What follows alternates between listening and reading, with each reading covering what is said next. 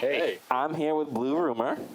They are a fantastic New York City band based out of Queens, but, they play around the city, play in Long Island. I've had the pleasure of seeing them play multiple times. They always have, like, a very electrifying set with, I think, kind of this raunchy, guitar sound, but, like, it's very, set in great beats, great bass lines, and obviously, Rachel Dalton and her belting that keeps us coming back.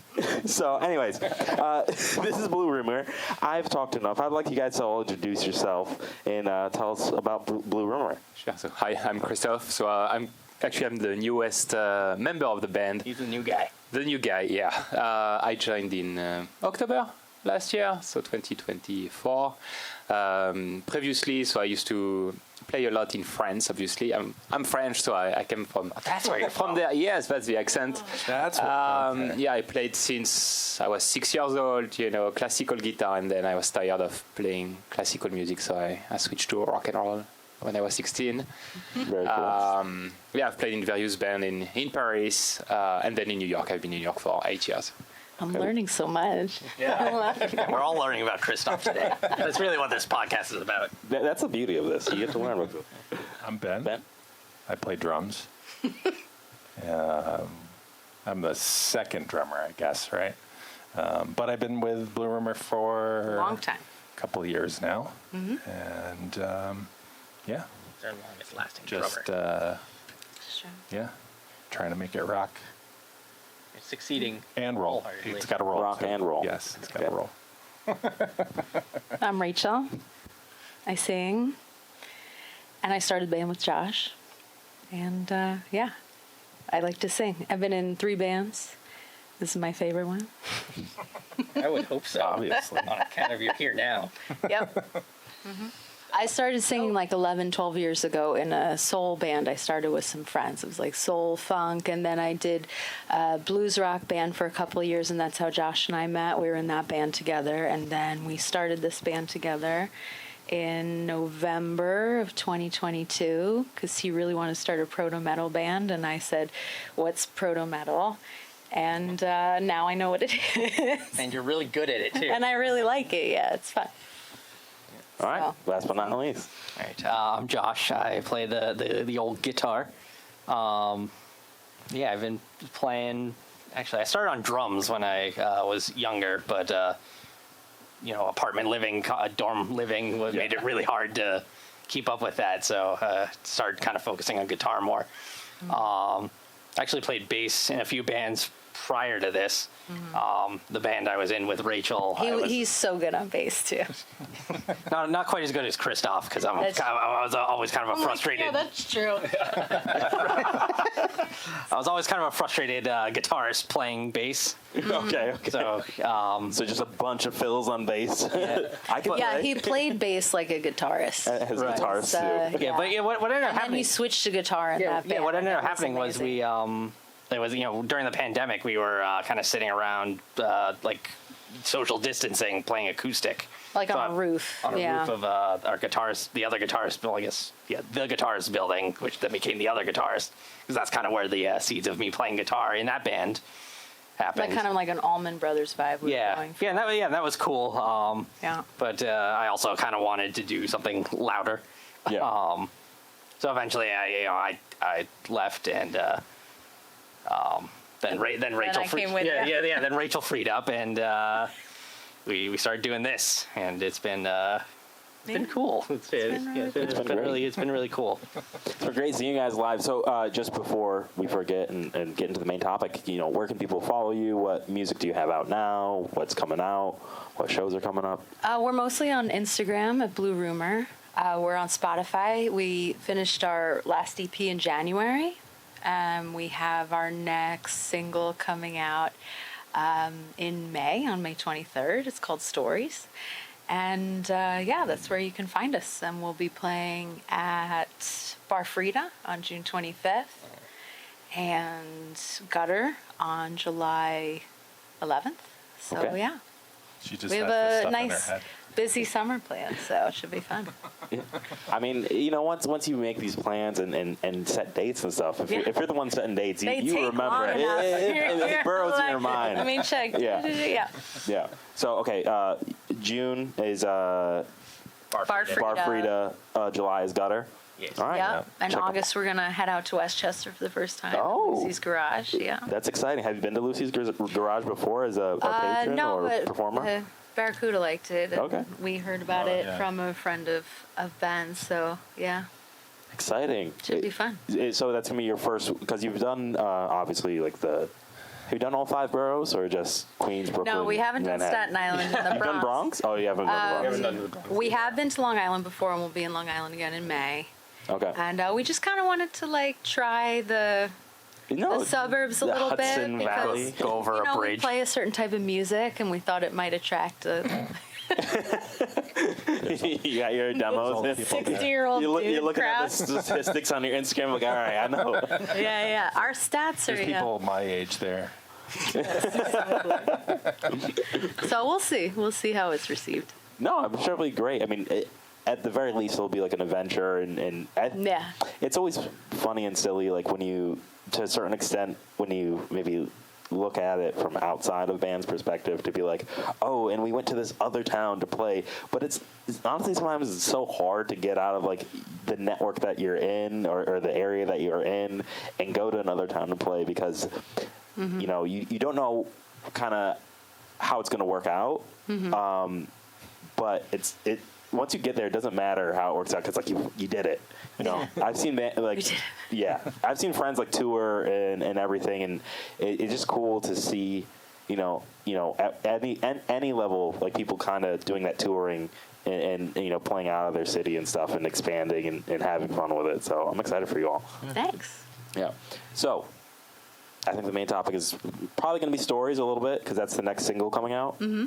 And then, you know, we'll talk more about, you know, your influences for that song and influences beyond. And we'll just get this thing going. So tell us about stories. You sent me the song. You played it for me earlier. We'll probably insert clip now. Cool.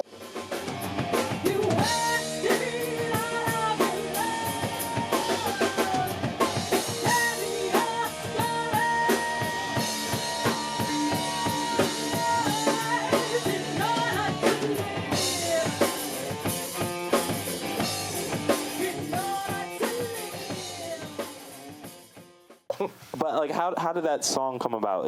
I think from talking to Rachel, you and Josh Yeah.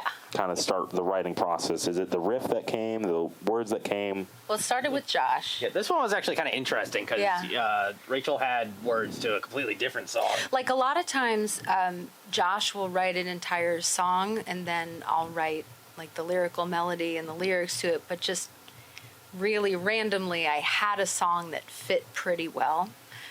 So I really didn't change the verses at all. I just ended up changing the chorus. Your chorus was better than the chorus that I had written, so that worked. And the pre-chorus was like twice as long, so I lengthened it and I changed it a bit, and then I added a third verse. But like I wasn't starting from scratch, which was very unusual. Wait, what was your chorus that lost? It was like telling your stories, and it was a little too like in order to live. Well, yours was No, like that was not gonna work for like this. Like sometimes I write songs and I think like, oh, this is a Blue Rumor song, and this was like clearly not a Blue Rumor song. It was very ballady. I did. Yeah, I you sent it to you. You sent it to me. I remember you sending it to me. I was like, this is kind of like a ballad, which is like fine. It was just a little too jumpy. It was a little too poppy. And I guess we also hadn't really like introduced the keyboard aspect. And that was ages ago. I mean, that was like a year later you sent this song. And I was like, oh, yes. I don't need to write words. You have words. Cool. So, yeah, that worked out. So a lot of it went in, and I think ultimately it worked for this song because it did come from a like sort of a strong emotional place. So I was able to sort of really build that. So as you guys are writing this, you know, Ben, Christophe, you kind of come in. They've already written it. Like in that process with stories and with other songs, like, do you guys like? How do you guys contextualize like what they've put together? I know it's kind of different on bass and drums, but like, do you guys end up were there any alterations that you brought to stories because you're like, oh, this kind of works in a different way than what you all are thinking? I don't think for this one anything. I mean, that happens, though rarely, I would say. I wouldn't say really. I feel like it happens every now. I mean, I don't know. Like, I'm really just trying to, make whatever I hear feel good. I mean, that's what I feel like I'm here for. But we also we don't put like bass and drums in the demos, and I've definitely worked with songwriters, more than one songwriter who does. Like they bring like an entire demo that really conveys the entire idea. Yeah. But we're just kind of going for like conveying the parts that we're going to do, and then it's definitely like whatever flavor. So in that way, the song is written by all four of us. Okay. Because we don't write the rhythm parts. Yeah. And like when I'm writing like the music part, just like by virtue of having been a drummer, like I'll think of drum parts, but then I'll bring it here and Ben will play something like completely different. But like that's like equally like very cool. Yeah. Every now and then he'll have something that it's like, oh, well, I was thinking something like this. Right. Okay. But that's also pretty rare. Like, I mean, Right. I tend to bring my own influences into it and make it, what I think it. Right. But your influences Yeah, they are very similar. there's a lot of like theirs are very similar. a lot of crossover there. Yeah. So that was. Do you feel like you have the similar interests, and do you feel like it's easy for you to fold into the songs? It was stories easy? Yeah, so for stories it was a bit different for me because when I arrived, the song was they already played it, it was already like recorded in some practice records or live, so I had a little less room there, but I was still able to reinterpret some parts, like you have some ideas when you hear the drums, when you hear the riff on the guitar, you think, oh, maybe I can add this note or change a little bit the rhythm, so yeah, I changed it a little bit. But for the new songs, definitely they come up with chords. You have the melody, you have the riff of the guitar, and then it creates ideas. And I think all together we are creating the background of the music. Do you come to practice and like kind of flush out your idea? Like, do you think about it beforehand, or you just come to practice blank slate? Let's do it in the room together. It's a mix. So when there's a new song, I think it's a lot of improvisation at the beginning. But then I like to really fine-tune some of the bass lines. For example, Dagger Eyes, which is another song I love. I really spend time by myself, like listening again and say, okay, what can I change there? Which note can I add or remove? And, What's the bass line for the guys? For Dagger Eyes? Yeah. You have the bass. Oh, yeah. No, I guess, let's do the for the chorus. Do that walking part. Because I think like it, that. Well, I guess show them what it was before. I can't remember, how was it before? It was very simple. It was just like something, just one note like that, and then I changed it to something a bit more swingy, like.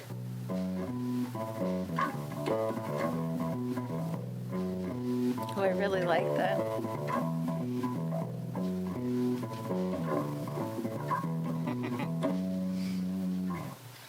Where do you get that kind of influence from? Like, what makes you when you come up with something like that? Let's go back to the classical guitar story that I don't know about. So actually, so I grew up in the suburb of Paris, and my parents, especially my dad, were very involved into the music school of the town. And so as soon as I started to play bass when I was 16, I got hired, I volunteered to play in the jazz big band of the music school because they did not have anybody playing bass. So do you feel like you were duped? Like, I want to play guitar. I want to play bass. I wanted to play Muse, with my friend. Muse was huge at the time. Yeah. And they're like, you can play bass in the jazz big band, like Duke Ellington's good too. So actually, I played a lot of classic jazz music when I grew up like that, and I was still playing rock music with my friends. But I had both, and I think these lines, like a bit like bossa nova or swing or like walking bass, definitely I got that from the playing jazz. Oh, that's very cool. Do you guys play in different genres too, a little bit, or has it been mostly just rock and roll? And I mean, I mean, I guess I'm mostly rock and roll. I mean, I started on piano, classical piano, when I was very small, taught by my aunt, and then I was like, I don't like this. I moved over to drums, and I was kind of on the path to, I thought being a professional drummer way back when. And so I did everything. I did jazz. I played, timpani in the orchestra, and I played quad tenors in the marching band, and everything. Oh, wow. Everything. And I actually did that even when I went back to college. I was I was at a university in the South, so I'm like, oh, I'll do drumline, which I only did for 1 year because it's crazy. It's a whole other degree. Yeah. It's a lot of work too. Yeah. That I wasn't into at the time. And Rachel, what about you? It just all rock and roll, or? I mean, that's what I would listen to and sing to growing up. But the first band I was in was more like funk and soul, so it was big. Yeah. There were a lot of instruments. You were sort of belting over it. So I kind of got used to that. And then it was sort of the same thing with the next band, because that band was even bigger at times. So it was like sort of belting it over these instruments. But it was mostly blues rock. Yeah. I'd never played hard rock before until this band. Maybe a few songs in the old band, but only because he was in it. So, yeah. So this is a new thing for me, I would say. Yeah. What about you? Yeah, I've been obsessed with rock and roll pretty much since I was young. Really, I think I remember watching Thomas the Tank Engine. It's gonna be a weird story, but I was watching Thomas the Tank Engine when I was like 4. And Ringo was Ringo Starr was the the narrator, and my dad was like, this guy was in a band called the Beatles, and so kind of from there I was like, for basically the first 5 years of my musical upbringing, I was crazily obsessed with the Beatles, the Rolling Stones, and the Who. And that was all I would listen to. It didn't matter what, and nothing else mattered. And this was kind of the era when most of the kids that I was growing up with were listening to rap and stuff, and they're like, "Why are you listening to this old music?" And then it kind of around middle school, there was one night I listened to Led Zeppelin 4 just on a whim. And I'll try something new. Right, and that just kind of blew up my young brain at the time. That was the first album I tried to play along to. Yeah. Ever really so yeah. Yeah. From there, I wanted to be John Bonham. I mean, obviously not dead John Bonham, but The live parts. well, the alive parts. Yes, exactly. Yeah. And he's always alive in the recording. Yes, oh yeah, hell he is. He lives on in all of us. Yes. Yeah. But yeah, all the bands I've been in were pretty much rock bands. I did jazz band in high school, so that at least helped me learn how to swing. Yeah. So I think that was good. But I was in I was in a bunch of different bands in high school where I was as the drummer, I was kind of pushing it kind of more classically oriented. Yeah. I was in the first band I played bass in. It was kind of more of an alternative thing, which wasn't really my bag, but it was cool, and it was good. It was good experience to play a different instrument in front of people, because I at that point I'd only played drums in bands. So drums was the first, and then bass was the second thing. Yeah, that you played in front of people. Right, exactly. I'd focused on guitar, but I felt like my guitar chops weren't good enough at that point. What makes guitar chops good enough? Is it just? I guess it was more just feeling like I could pull off a solo on stage. It's I could do it. I could sit and noodle for forever, but like You always sound like Jimmy Page in the bedroom until you get up on stage. Exactly. Yes. Yeah. Then all of a I sudden actually can't rewind. Yeah. Then you sound like Fred Durst or whatever. God. Yeah, that's the learning experience. It's right. like performing in front of people. Yeah. I mean that's the money though. Yeah. Yeah, and then I joined that band that where I met Rachel. That was it was initially kind of more bluesy. When I started playing guitar with them, it was kind of more in the Allman sense of things, but it was still rock. Yeah. For the most part. So yeah, but I guess this is the kind of the style of rock that I've always enjoyed playing the most. Yep. Especially like this is kind of what I was playing in high school, when I was drumming, and this is the kind of music that I would like to listen to, I guess, and that was kind of the genesis of the band. Was Yeah. kind of like Josh had like a very specific idea of what it was that he wanted, and he wasn't finding that somewhere else in someone else's Right. band. So he went to do something else, and yes. and this is I This is think the this something. is sort of exactly No, this is what you had. what I wanted to be doing. Yeah. And I've struggled having finding bands that are new that I like. Not because they're not good, but it's like there's like a certain tonality to like 70s rock that like I feel like it's lost through I don't know through what, but like maybe it's the way things are recorded, or just like things being digital, or just things being over compressed or whatever. But there's it's very different, and I feel like it hasn't been the same since the 80s. And I know I sound really like old saying that, but I thought you were going to say the 70s. Exactly. You gave it an extra decade, just like you gave it a little wiggle. 80s. There was good stuff in the 80s, Like too. 1985 for me is kind of the cutoff. Oh wow, for music. 85 cut off for music. I don't know if I for hard rock too. What about Guns N' Roses? There are exceptions. Guns N' Roses is an exception.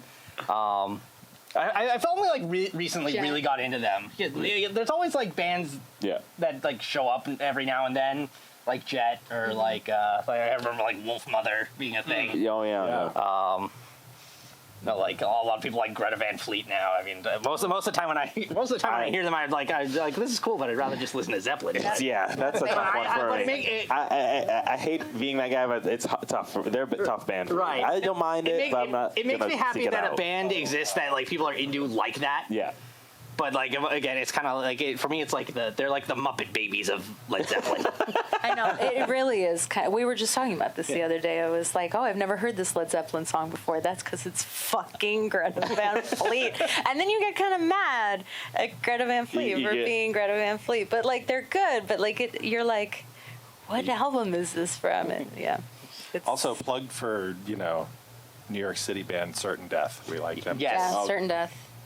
Yeah, what about they are the style that? yeah. I mean, they're doing it like old school. Okay, did you do a whole session recording of all their stuff and that too, or just sound wise? Just I mean, Yeah, their whole last album. Yeah, just all of it, really. I think like they also have that kind of that aesthetic, which yes. is kind of what we're also going for, but in a different way. Oh, And we there's don't some do like we don't do the like slightly costumes. bigger bands out there. Oh, come on. That's doing what we it, don't too. You're not gonna do the costumes? Not yet, at least. No. We haven't gone. We've been coming with our. I think this is the discussion right now. Yeah, we can barely coordinate for shows. What are We haven't had costumes the are we discussion talking about what about? our KISS personas are going to be. What first pick? Kiss persona. What are you looking for? What he's taking? Anyone want Starman? I have no opinion. Demon? I'd probably be going for Spaceman, but I always really liked Ace Frehley. See, No this demon? is where they lose me when they're like, I couldn't name a single No person in Kiss. No, Gene Simmons. Gene Simmons. Easiest person's name. I don't know. I don't want to be Peter The Criss. cat one. You want to be Eric Carr. You're always like me more of an Eric Carr kind of guy. Yeah. I will say I don't dislike Kiss, but it wasn't like a staple of like my listening. No. There's a couple songs I'm like, all right, this is like I Was Made for Loving You. But honestly, I found that song later in life. It's more like what? It's Creatures of the Night or something like that with I Love It Loud. That album I really liked, but Most of the stuff I'm kind of like, they're Kiss. Yeah. My dad had he really liked Kiss growing up, and so like Alive was like one of his like go-to records, and it's become one of my go-to records. Just like from a, it's really great as a like from a guitar playing standpoint. I mean, like obviously they're like someone like Eddie Van Halen can like play circles around Ace Frehley, but there's just like just the way he like phrases things and like just what he does with the pentatonic scale.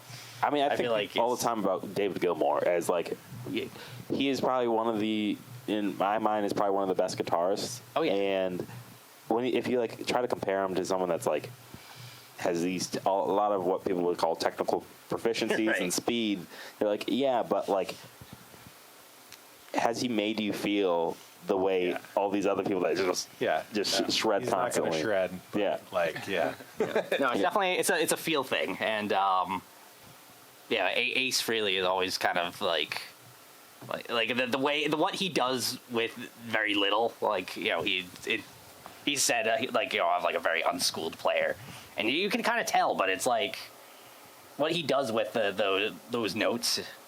It's like it for me. It really like it's the essence of rock and roll for me. A lot of what I've like heard him do, it fits what they're doing, and in my head, it's more about groove for them and momentum in their songs, and he keeps that going, and sometimes that's what's important. Yeah. Do you feel like you guys keep that in mind when like you're playing the song of like what are like some like stories? What's the core? Is there like a core idea? Is it like momentum? Is it groove? I feel like there's this kind of like That one's a group energy, but there's a laid backness to it. I think, I mean, when I joined this band, I was like, it's like all of this stuff should have swagger, Okay. right? Like a lot of it tends to be pretty mid-tempo and like really backbeat heavy. Yeah. Right. And like, that's what I kind of wanted to bring is, the feel, that kind of laid back swagger kind of to it. Yeah. And you do. Yeah. Definitely like it always locks in. Everything feels like very stable, like especially each kick hit, and even your fills and stuff, especially on like the build up and stories, dun dun dun dun. It makes you also think of Dream On, but it's like it's very solid and every time it's rooted in the groove.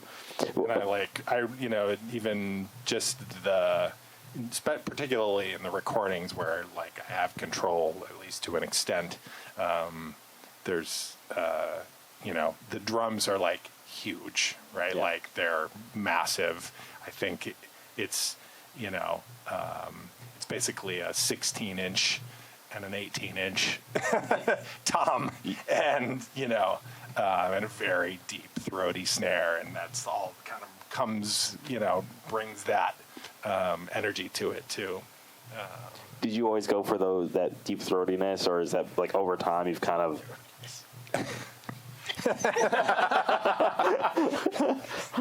So yeah, over time you built up to the deep throatiness. I see.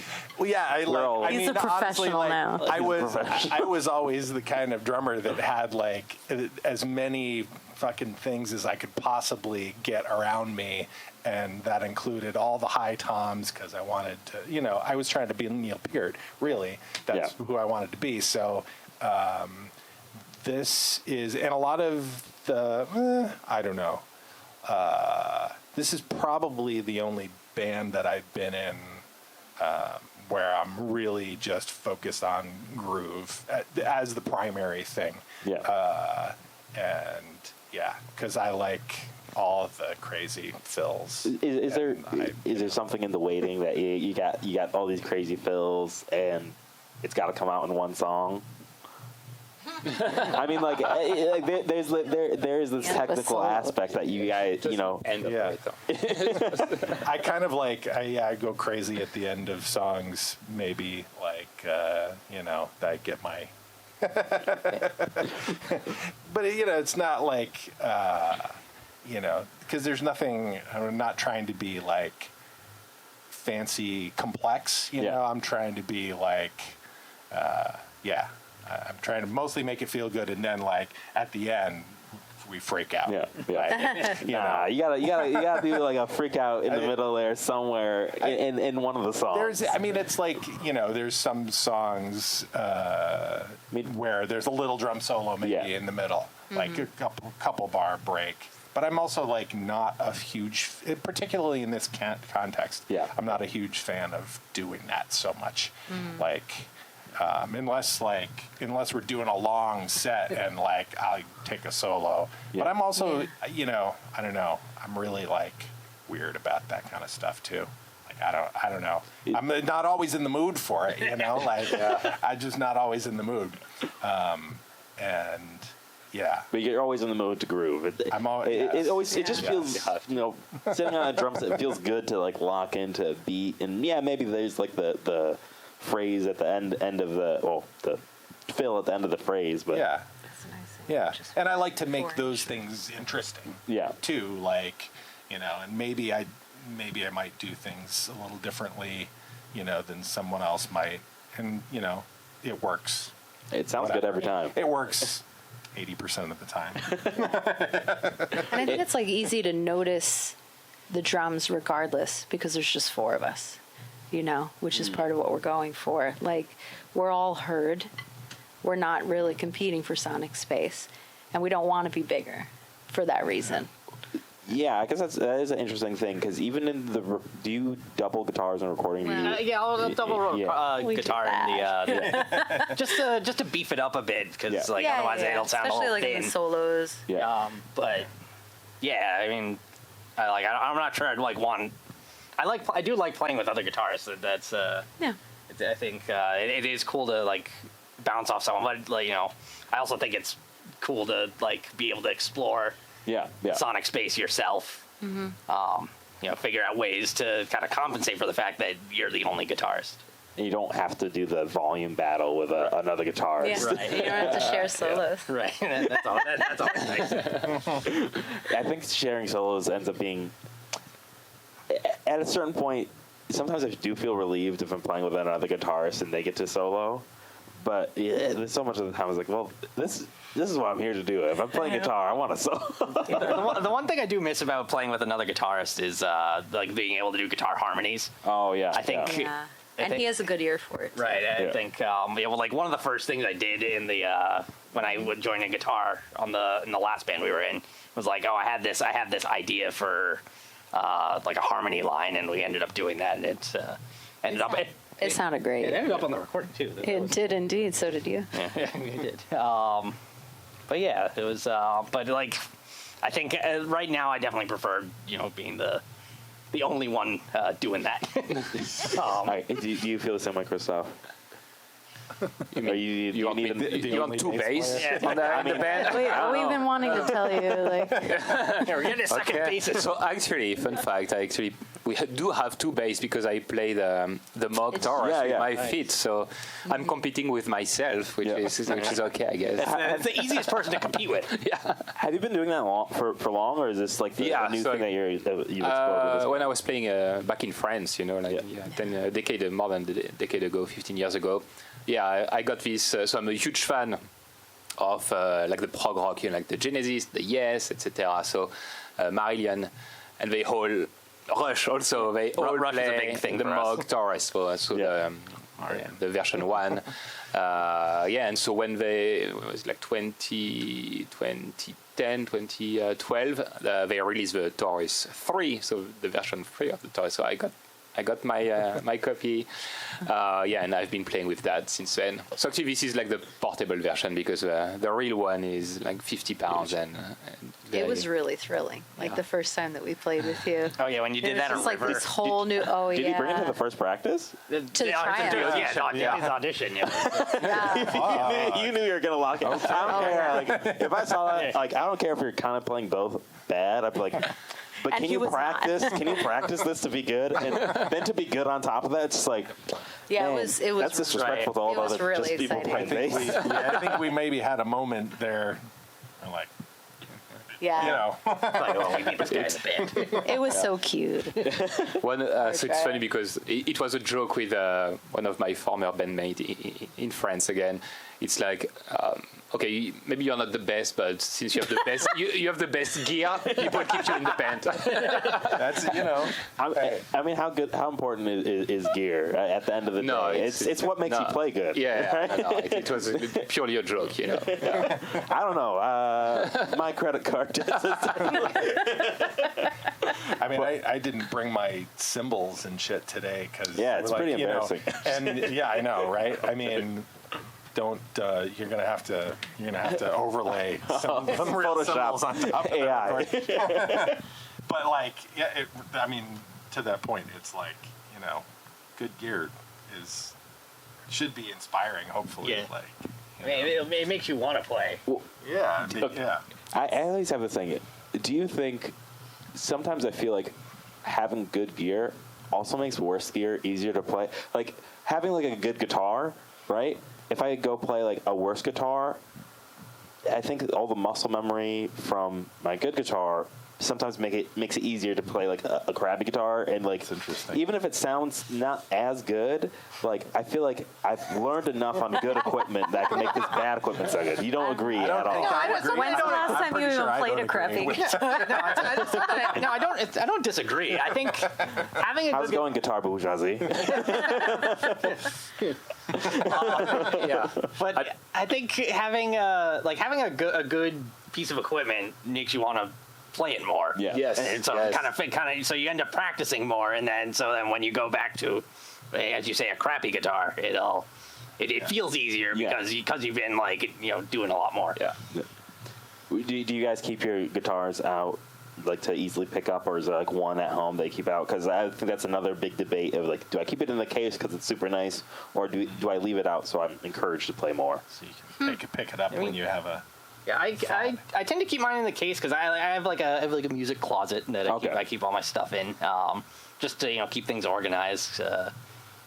It's but yeah, I'll usually grab whatever whatever I'm feeling that day. Why do you feel the is it ES335 Yeah, or is it it's ES335. 345? I know there's all these numbers. It's a 335.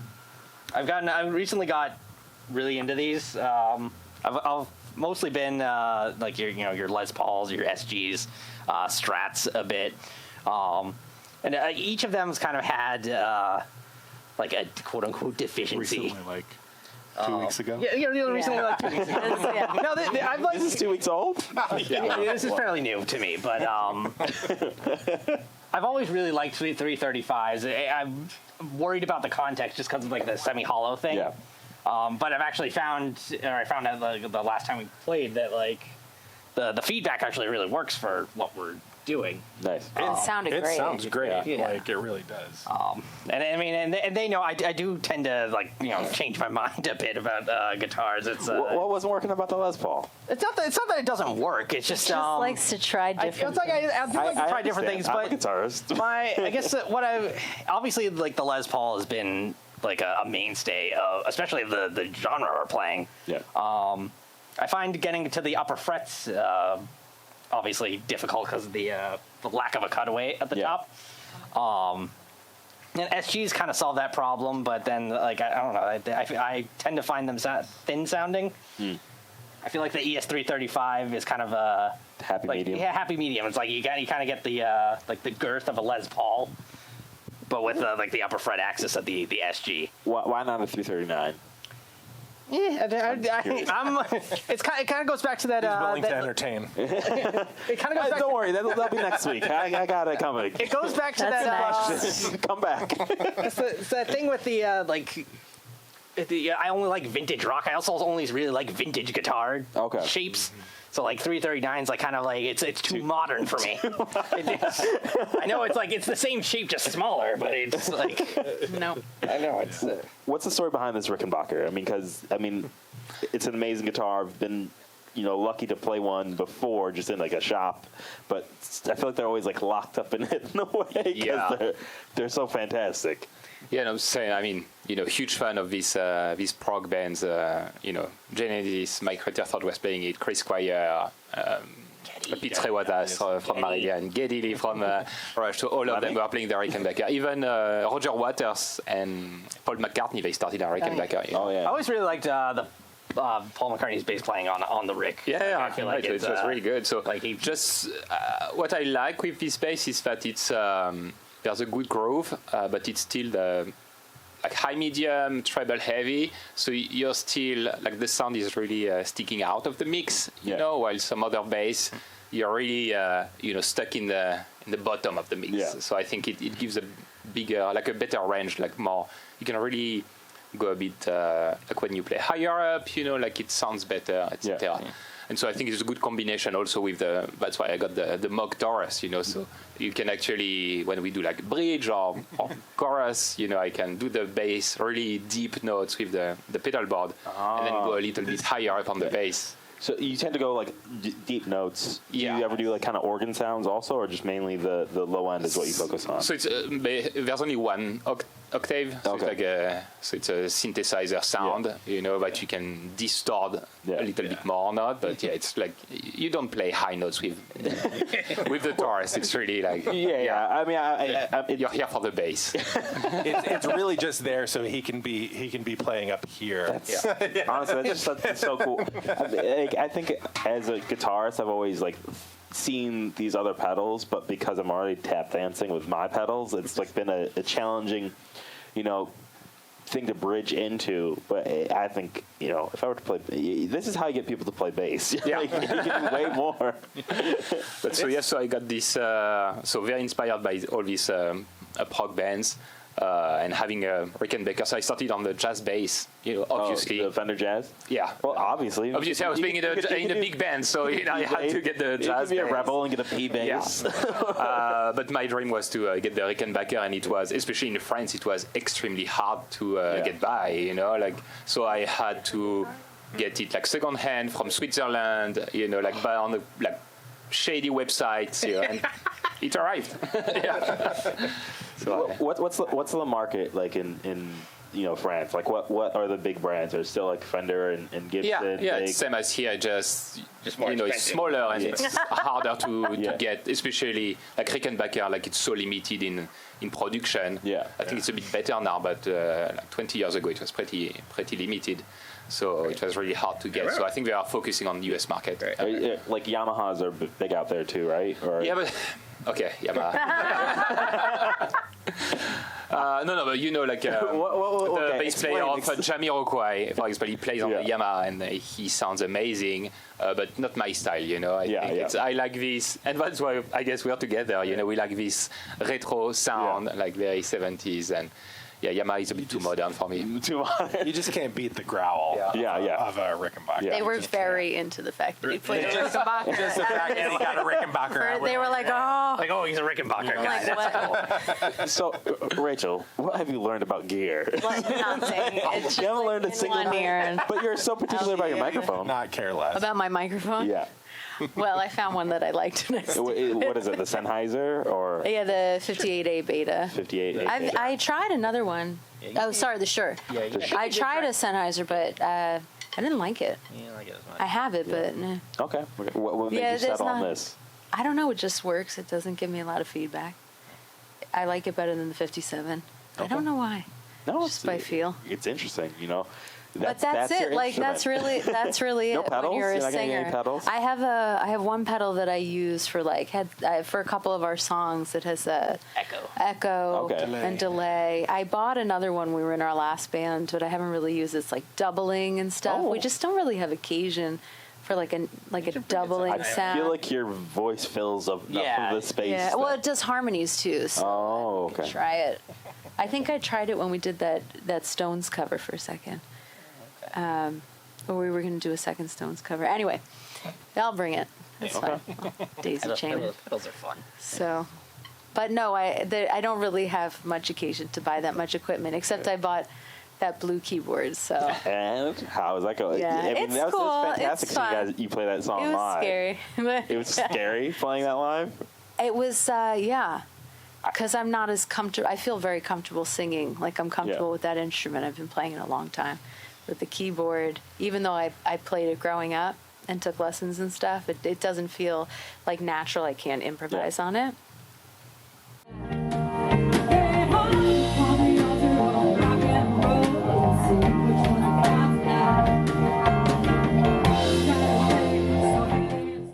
But I did it. Do you guys sing and play at all? Like, I know generally it's Rachel just singing, but like in the past or We do back vocals. They Josh do and I. backup We do a vocals little on a backup couple of vocals. Yeah. songs. And we did a cover where you sang lead. Right. I don't like singing lead, mostly because I'm uncomfortable with my voice, but also like I have Rachel in the band. Like, You have a great why would I sing when she can sing? I can kind of shout melodically. There's space for it, but like we just haven't come up with too many ideas yet. yeah. Yeah, we could do more. Definitely Yeah, more back probably. vocals, but we need to practice You need to that. calm down. I do like thinking of harmonies, so I guess it's sort of kind of on me to. No, I'm just curious because you play bass. Would you feel comfortable just singing, or would you have to play an instrument and sing? Because I feel like I'm the kind of person where I'm not really there to just sing. Like, I need something, a barrier between me and the So audience. sing It's without any protection, instrument. right? I you don't mean? think I can only Yeah. really do it with an instrument because I feel like I need a barrier, even if it's not necessarily like the tone that I'm picking up in my ear, but like the barrier from the audience. Like, I feel too It's intimate. tough up there thing. without an instrument, especially during the solos, and it's like, what am I supposed to do with myself right now? So I just show my enjoyment. Yeah. So. Yeah.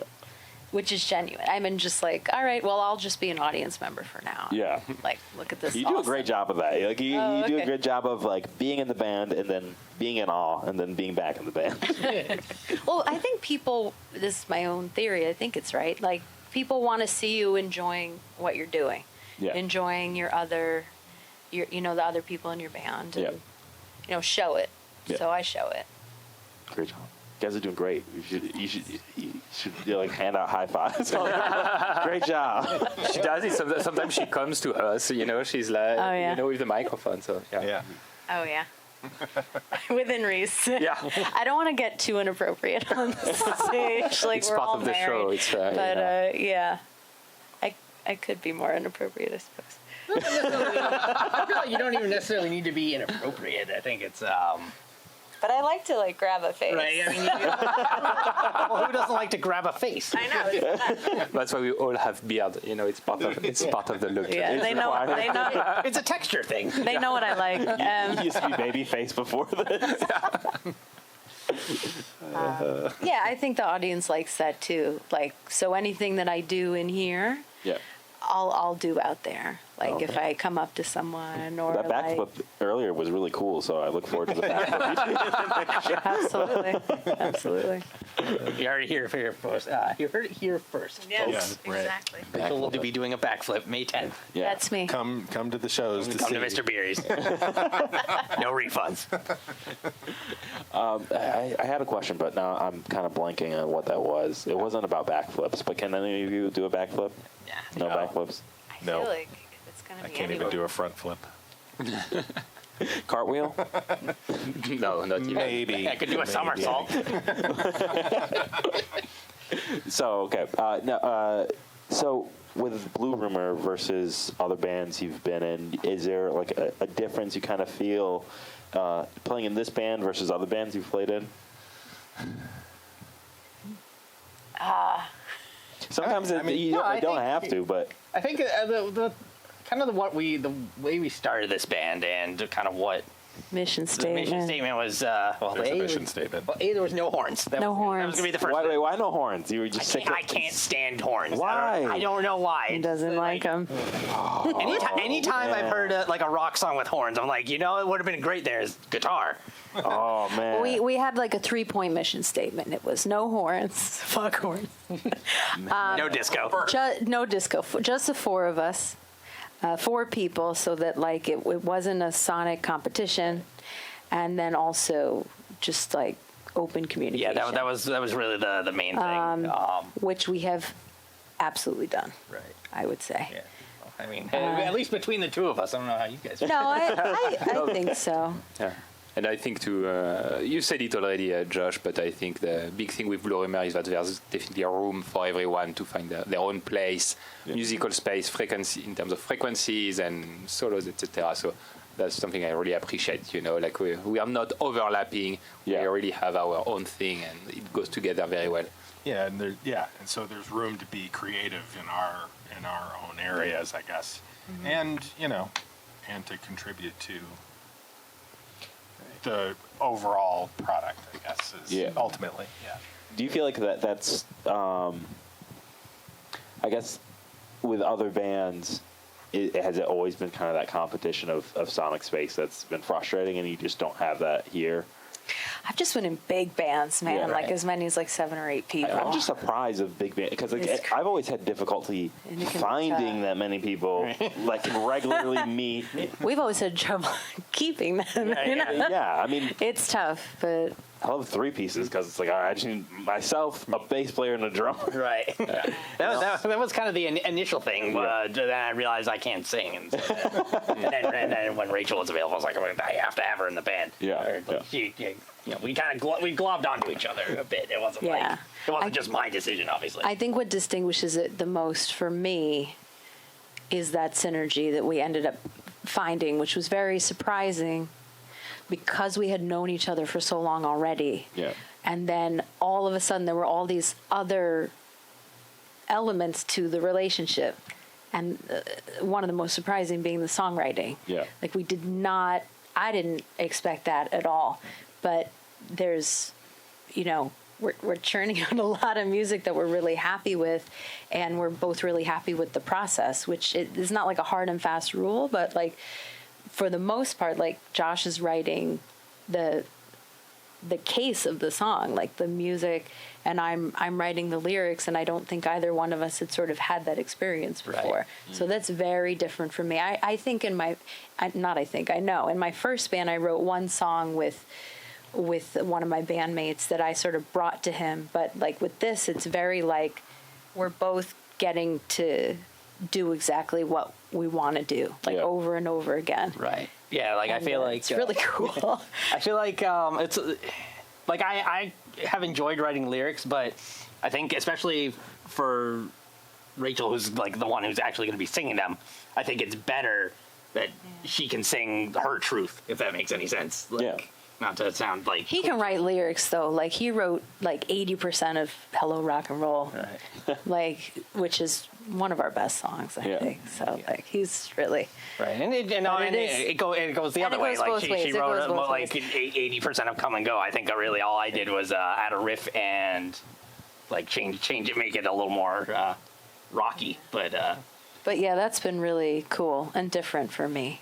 Because in my first, neither of us wrote in our last band, but in the band I was in before it, almost everything that I was writing, and I didn't write nearly as much because there were like 5 of us writing, it was all sort of, we were all doing it sort of in a silo. Yeah. And this is just really fun. And I don't, like, I'll get like a random text message on like a Saturday, and it's a 3.5-minute song, and I'm like, yes! And then like my day is gone.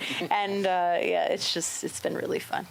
Yeah, I feel like once you get something like just the string is like starts to get pulled, it's hard to stop like writing or making riffs and stuff. And you're like you set the guitar down or you set the pen down for 2 seconds. Like no, I just thought of this other thing. I gotta get this down. My husband's gotten kind of used to it, like not like day to day, but like on vacation I happen to, I guess because I'm sort of not thinking about other things. I'm away. I tend to write a lot, and sometimes I'll be like, I'm sorry I was sort of like not there all day. And he'll be like, it's okay, you were writing a song. Oh my God, I feel so seen. So like once it sort of grabs you, like a certain sometimes when it grabs you, you're like, I really want to finish this now. Like I want to finish this tonight. So there's nothing more frustrating than like you put the pen down and then you're just like, And it's gone. I had something, but like I just don't now. I don't have it. Oh God, that's the worst. Yeah. When you don't write it down, you're like, I'm gonna remember this Yeah. tomorrow. You don't Yeah, remember it yeah. tomorrow. That's what the Beatles said. That's what Paul said. He said, like, did you watch McCartney 3-2-1? No. And he's like, that's how we knew if a song was good, because we couldn't record it. So if we remembered the next day, then it wasn't shit. Oh, I understand that. I kind of feel that. There's songs that I always Yeah. remember how to play because it's like, oh no, this is an interesting idea that I really liked. I'm like, nah, I'm gonna record it anyway, even if it's shit. I'm gonna record it just in case. 10 million voice memos later. Yeah, exactly. Yeah. Any final thoughts, feelings, plugs, things you want to let the world know, things you don't want to let the world know, but you want to say. You just want to say to the camera, so I have it for blackmail later. I think we're pretty excited about Stories. It's one of our favorites. Dan Barracuda produced it, and I think it came out really well. It kicks and, ass. Yeah, Basically. so we're hoping people give it a listen and like it. Yeah. Yeah. Like it's so before I do the audition to start with the band, actually, I went to see you guys live at the Gutter in Greenpoint, and after the show, I told you, okay, my two favorite songs from this show were Stories and River. So okay. they're excited to Yeah. That'd be eventually have River. We're gonna Maybe record River one of the these first days. times we played that Okay. song when he saw it. 'Cause it was- Really? I mean, Yeah. I would think so. Yeah, Yeah, right. It was yeah, new. Yeah. It was fairly new at that point. Yeah. Oh, Stories. Yeah. And River. Not River. River's just Yeah, like that's at this true. point. That's Yeah. true. We learned right around the same time we learned Stories and Rock and Roll Band, which is going to be our single after. Yeah. We probably wrote them in quick succession. Yeah, they kind of came up around the same time. So yeah, All right. and we're going to be learning some new ones this month. We're ready. Yep. Got a bunch. Lots of new stuff in the pipeline. So like the shows that are coming up, like the goal is to play new stuff. Try Completely new things. set or just half 50-50? Not completely, You gotta but keep some old like favorites Yeah. in there. yeah, like one by one. Yeah. All right. Final plug. Let them know who you are, where to find you. We're Blue Rumor. We're on Instagram at Blue Rumor.